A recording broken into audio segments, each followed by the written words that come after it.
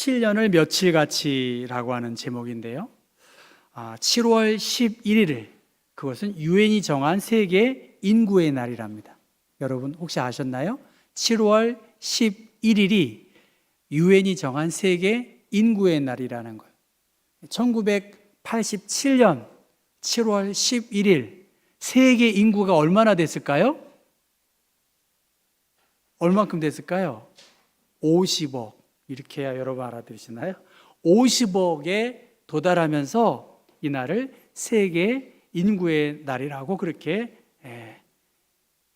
졌다고 합니다. 갤럽 여론조사 기관에서 세계 인구의 날을 맞이해서 39개국의 국민을 대상으로 해서 스스로 더는 젊지 않다고 느끼는 나이가 몇 살인가, 그리고 스스로 이쯤 되면 늙었다고 시작한 나이가 몇 살인가라고 그렇게 조사했다고 합니다. 나는 스스로 젊지 않다. 한번 들어보실래요? 한번 여론조사를 해보겠습니다. 난 스스로 젊지 않다. 한 사람도 없고요. 좋아요. 나는 스스로 나이가 들었다. 늙었다.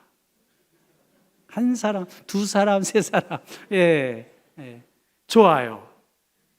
그런데 한국 사람들 20대를 기준으로, 이건 여론 통계 정도, 한국 20대 젊은이들에게 스스로 더는 젊지 않다라고 생각하는 나이가 몇 살일 것 같아요?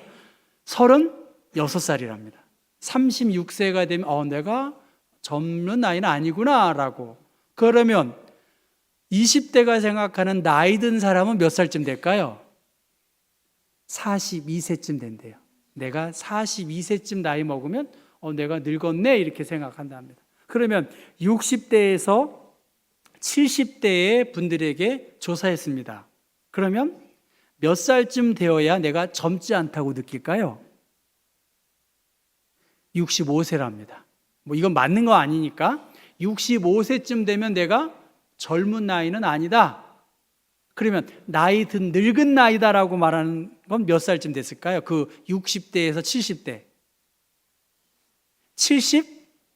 75세쯤 된답니다. 75세쯤 되면 어르신들도 내가 좀 늙었구나 그렇게 이야기한다죠. 정신과 전문의 김진세 선생은 이렇게 말합니다. 늙음을 부정하는 것, 그것은 정신방어 기제일 수 있다는, 난 늙지 않았어, 정신방어 기제로 자신을 잘 보호한다는 거예요. 삶에 도움도 된다는 거예요, 이것이. 그러니까 정신승리. 그런데 문제는 젊고 늙음을 구분하는 것은 결국 누구라는 거죠? 우리 자기 자신이라는 거예요. 20대가 생각하는 것과 60대, 70대가 생각하는 건 차이가 있다는 거예요. 저도 옛날 같으면 할아버지가 됐을 나이인데 저도 나이가 있어요 그러면은 한결같이 권사님들이 무슨 소리시냐고 지금 한창 때인데 내일 모레가 60인데 말이죠. 그렇다는 거죠. 그러니까 마음 먹기에 따라서 어떻게 생각하느냐에 따라서 다른데, 특별히 나이 들에 대해서 시간이 흘러가고 벌써 7월의 마지막 주일을 우리가 맞았고, 오늘 창세기의 말씀에 7년을 며칠같이라고 하는 말씀이 다시 한번 이 나이 들음을 통해서 시간 가는 이 시간을 통해서 우리가 생각해 보아야 할 그러한 말씀입니다. 제가 몇 주 전에 아브라함이 이삭의 아내를 맞이하기 위해서 종을 하란으로 보냈다라고 그렇게 이야기했고, 그 하란에서 맞이한 며느리가 누구죠? 리브가지요. 리브가를 맞이했습니다. 그래서 이삭과 리브가 사이에 태어난 아들 에서 다음에 둘째 아들이 누구죠? 야곱입니다. 야곱. 그 야곱, 이 둘째 아들 야곱의 이름은 발 뒤꿈치를 잡다, 남의 자리에 들어 앉다, 남에게서 속여서 빼앗다라고 하는, 제이콥이라고 하는 이 영어의 의미, 이 이름이 그러한 의미도 있다는 것입니다. 긍정적인 부분도 있지만 부정적인 부분도 있을 수 있는 그러한 이름인데, 그 이름처럼 야곱은 태어나면서, 그리고 장자의 축복을 얻기 위해서 이름처럼 살았다라고 그렇게 볼 수 있습니다. 이제 야곱이 이삭으로부터 유언처럼 들은 것은 너의 아내를 하란 땅에 가서 라반의 딸 가운데에 아내를 얻으라. 그러면 내가 너에게 아브라함과 같이 너와 내 자손을 축복할 것이다 라고 하는, 내가 너에게 허락한 모든 복을 누릴 것이다 라고 그렇게 유언처럼 말했습니다. 우리가 알고 있는 야곱, 둘째 아들입니다. 둘째 아들이지만 그는 큰 자가 어린 자를 섬길 것이라고 하는 예언의 말씀을 따라서 형 에서와 아버지를 속이면서까지 장자의 축복권을 야곱은 얻게 됩니다. 그 문제로 인해서 형의 미움, 형의 살해 위협을 통해서 가나안에서 800km 떨어진 이 라반의 집으로 향하게 되었고, 그 라반의 집으로 가다가 베델의 하나님을 만나고 하나님이 자기에게 어떻게 역사하셨는지를 살해의 위협 속에서 긴 여행을 통해서 그는 하나님을 만나는 그러한 은혜를 경험했습니다. 저 오른쪽에 두 여인이 있는데 레아와 라헬이고, 지금 저 야곱은 라헬을 향해 눈길을 주고 있을 그러한 상황입니다. 그런데 이 왼쪽에 있는 그림에서 보면 눈물 혹은 놀라는 사람이 야곱일 것이고, 저 팔짱을 맨 사람은 아마 라반일 것이고요, 왼쪽에 있는 사람은 라반의 두 딸일 것입니다. 긴 여정 끝에 야곱이 우물에 이르렀고, 그곳에서 외삼촌 라반을 만나고 또 양들을 돌보기 위해 수고한 라헬을 만나게 됩니다. 얼마나 야곱이 힘들었는지 사촌, 아마 여동생이겠죠, 사촌 여동생쯤 되는 그 라헬을 입 맞춘 다음에 엉엉 울었다라고 그렇게 말하는 것으로 봐서 그가 얼마나 힘든 시간을 보냈는지를 짐작할 수 있습니다. 불쑥 찾아온 야곱, 그를 맞이한 라반, 한 달의 시간이 흘렀던 상황이 오늘 본문의 상황입니다. 야곱도 셈이 빨랐고 계산적이었던 사람이었다면 그거의 질 야곱 또한 아니었을 것입니다. 한 달의 시간이 함께 머물렀고 가볍게 집안일을 아마 돌보았을 것이라고 추측이 됩니다. 서양 속담에 손님이 오는 첫날은 장미꽃 향기가 난다라고 그렇게 이야기하고요, 손님이 두 번째 날을 맞이하면 은은한 솔바람이 분다라고 말합니다. 만약에 손님이 세 번째 날 그 집에 계속 머물고 있다면 생선 썩은 냄새가 난다는 거야. 이해관계, 무슨 말씀인지 여러분 아시겠죠? 그래서 한 달이 지났어요. 한 달이 지난 상황에서 라반이 야곱에게 제안을 합니다. 15절.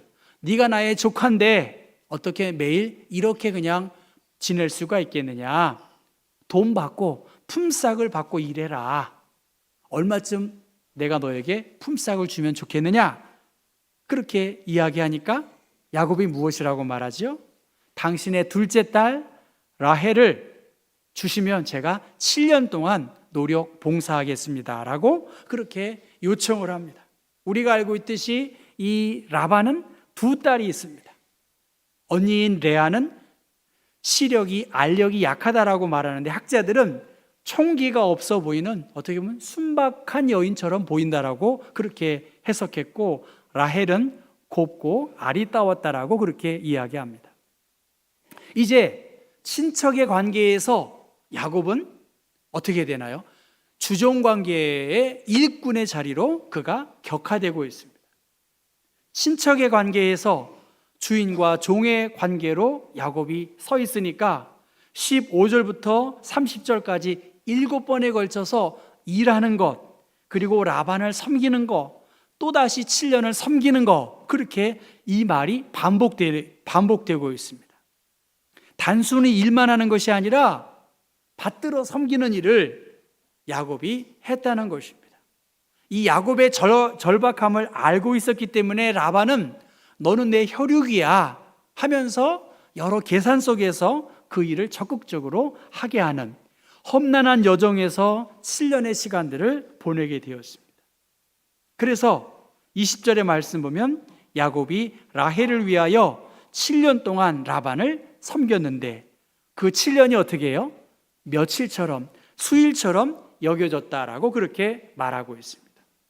여러분, 양치는 게 그냥 그늘에 앉아서 피리 불고 종치면 양들이 오는 게 아니에요. 오늘로 말하면 양을 치는 일은 3D 업종입니다. 양이 언제 태어날지도 모르고 젖소를 키우는 것도 그렇고 돌보아야 할 일들이 너무나 많습니다. 낮에는 더위와 밤에는 추위와 싸워 이겨야 하고 양을 돌보아야 할 그러한 힘든 노동의 연속이었지만 그러나 힘든 줄 몰랐습니다. 왜? 라헬을 얻을 수 있다라고 하는 소망 때문입니다. 야곱은 밤낮 라헬을 생각만 하면 내가 무슨 일을 못하겠느냐라는 심정을 가지고 7년을 수일처럼 보냈습니다. 라헬을 아내로 맞이할 수만 있다면 어떤 수고와 노역도 내가 감당할 수 있을 것이다.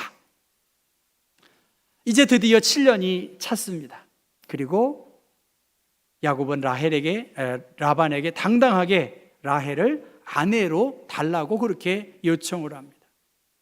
그리고 라반 또한 그것을 받아들였고 성대한 잔치를 베풀어 줍니다. 그런데 여러분, 오늘 성경 말씀 25절 말씀을 한번 볼까요? 29장 25절 말씀 같이 한번 읽어보겠습니다.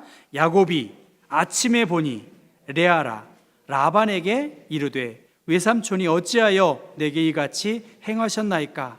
내가 라헬을 위하여 외삼촌을 섬기지 아니하였나이까? 외삼촌이 나를 속이심은 어찌 됨이니이까? 부인이 그렇게 기다렸던 라헬이 아니라 레아인 것입니다. 어떻게 이럴 수 있습니까? 라고 항변했지만 외삼촌은 어떻게 미안하다는 말도 하지 않고 우리 풍습에는 아우를 먼저 결혼시키는 것은 안 된다. 그러면서 7일이 지난 다음에 라헬을 줄 테니 앞으로 7년을 더 일하라 라고 하는 제안을 받게 되었습니다. 또다시 7년을 품꾼으로 일하면서 야곱은 라헬을 아내로 맞아들여야 하는 그러한 상황인 것입니다. 저는 7년을 수일처럼 여겼던 내용들 우리가 다 이해하는 내용입니다. 그런데 내가 원치 않은, 내가 사랑하지 않는 저 아내를 보고 정말 사랑해야 할 그 원했던 라헬을 얻지 못하는 그 억울함, 원통, 그 속에서 다시 7년을 야곱이 어떻게 맞았을까에 대한 상상입니다. 여러분 같으면 어떻게 할까요? 오늘 이 시대는 굉장히 자기중심적인 삶을 통해서 당신이 원하는 대로 해라, 당신이 좋아하는 대로 하라, 그러한 내용들이 대부분입니다. 그런데 우리의 삶이 내가 꼭 좋아서 그 일을 할 수만은 없지 않겠습니까?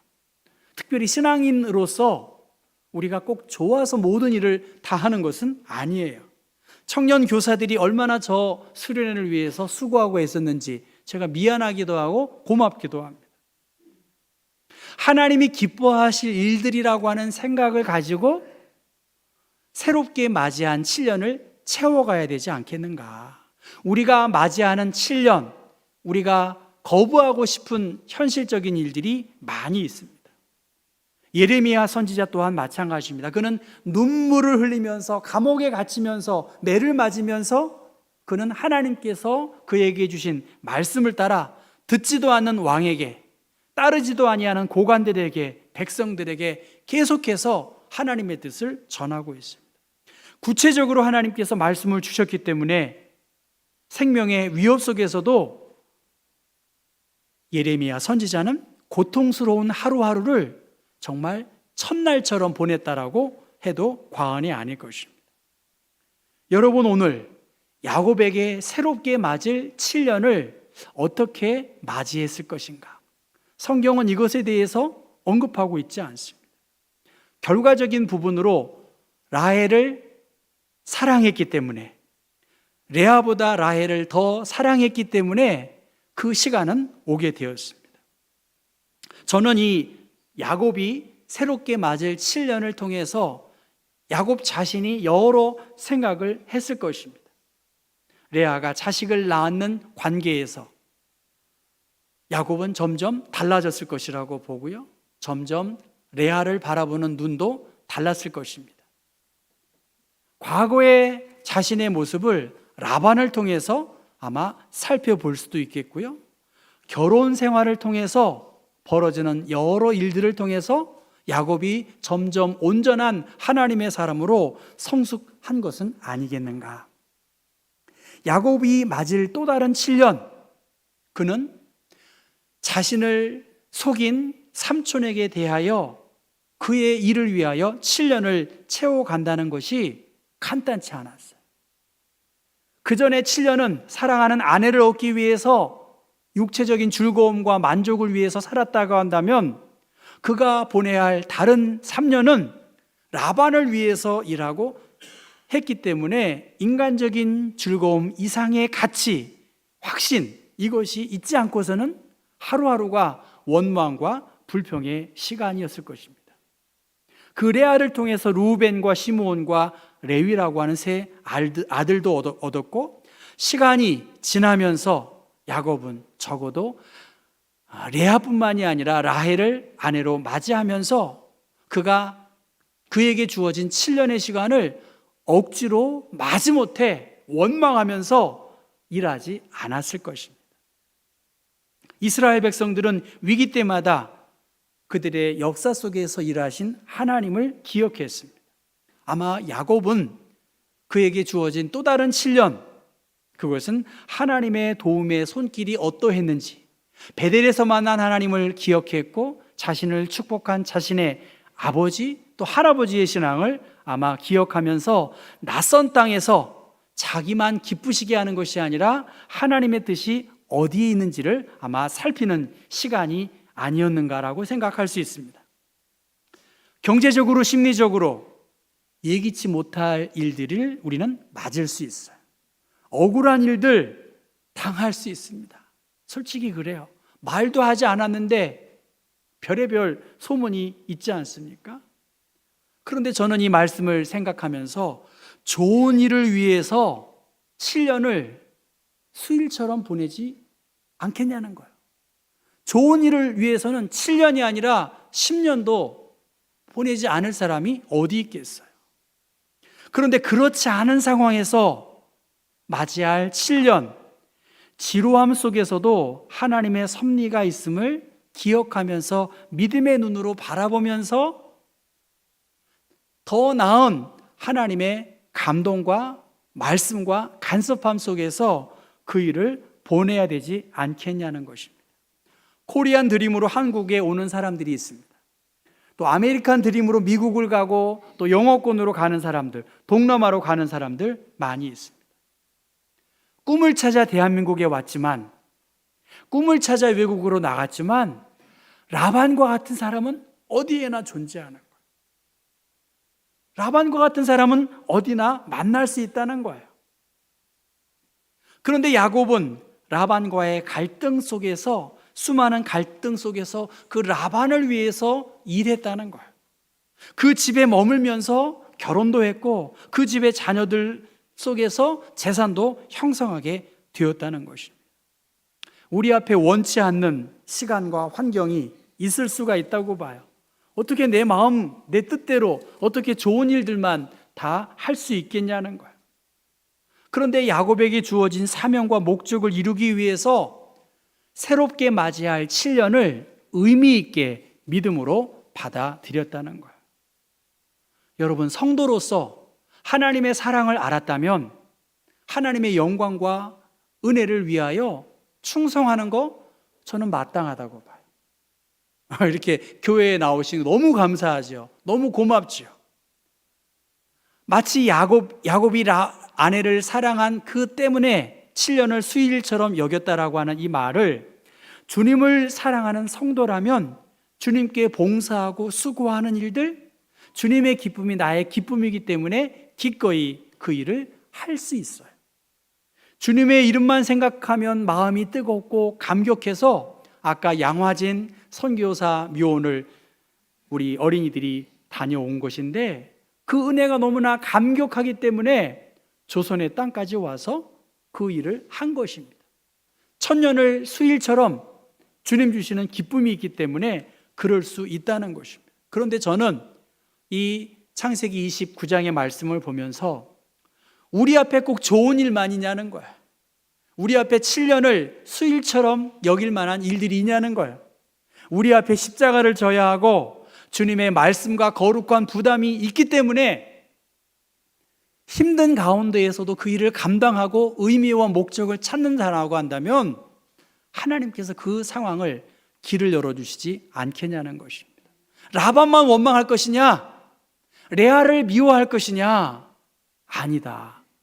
그 라반을 통해서 레아와 또 그 아내들의 몸종을 통해서 출산한 그 아이들을 통해서 점점점 온전한 하나님의 사람으로 야곱이 세워져 나갔지 않냐는 것입니다.